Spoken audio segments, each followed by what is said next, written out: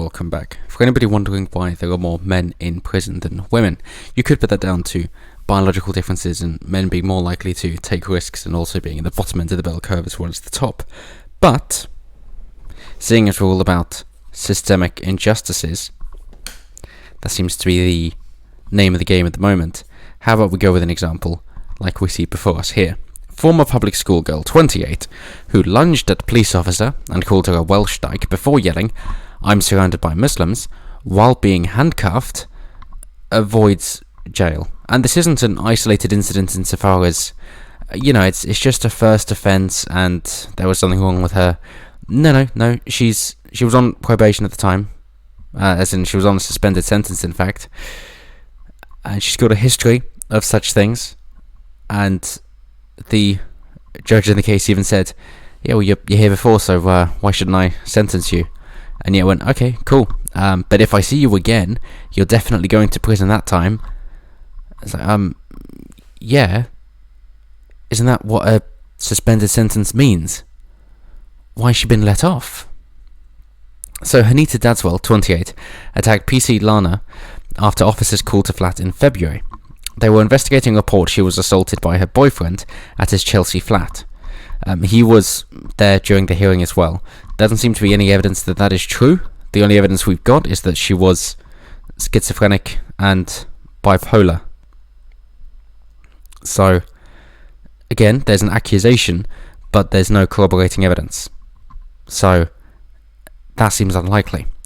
Dadswell, who has schizoid and bipolar disorder, called the officer a Welsh dyke.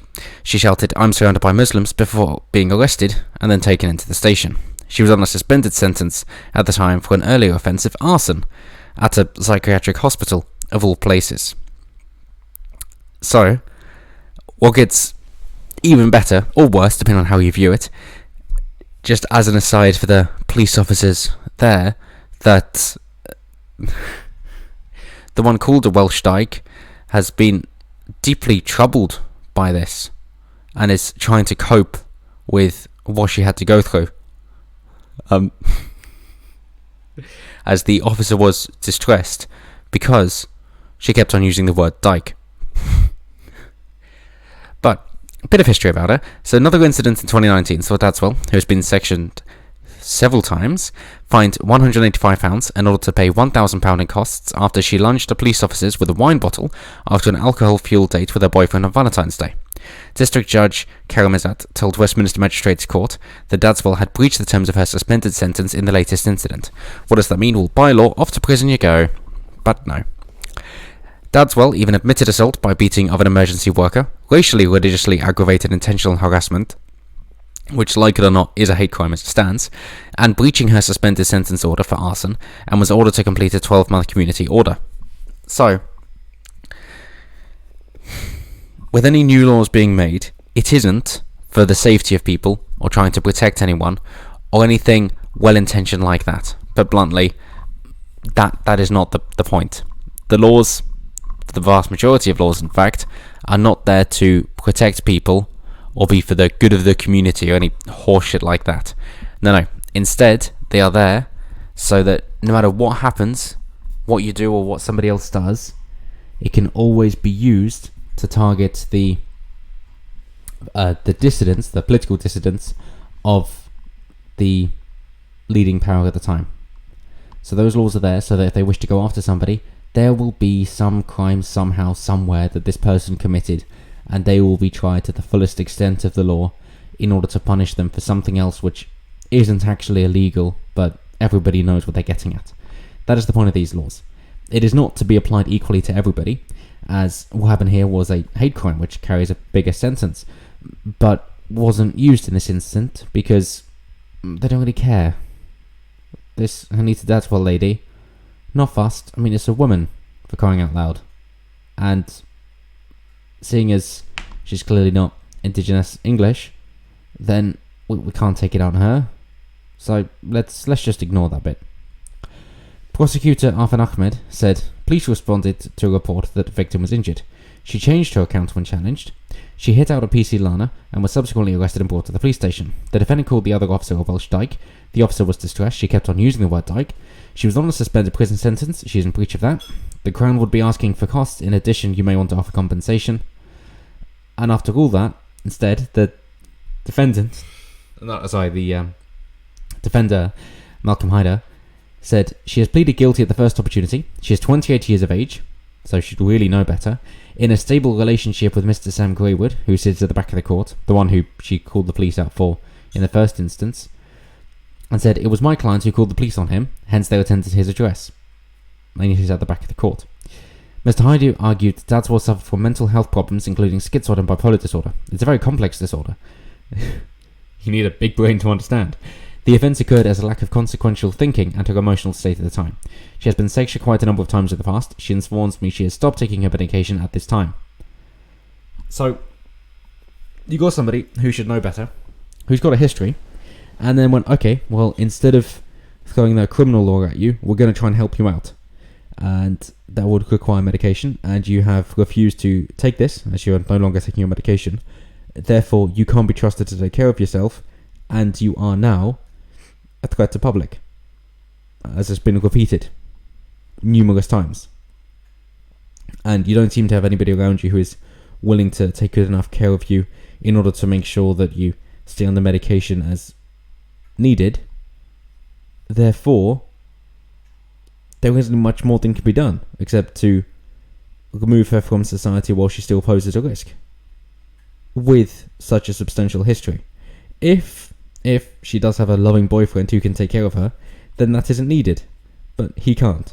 And if nobody else wishes to take care of her, then what is there to do? Moving forward, the body-worn footage captures the officer at the time, and it is safe to conclude that the police officer in question did not receive any sustained injuries. Keyword there. Sustained injuries. Sure, might have had some injuries, but they weren't sustained. After a while, they recovered. There's nothing permanent, so it doesn't really matter, does it? Go on, judge. Be nice. Interjecting, however, the judge said, does that therefore give her a pass to do whatever she likes? What message does it send if I don't activate the suspended sentence order?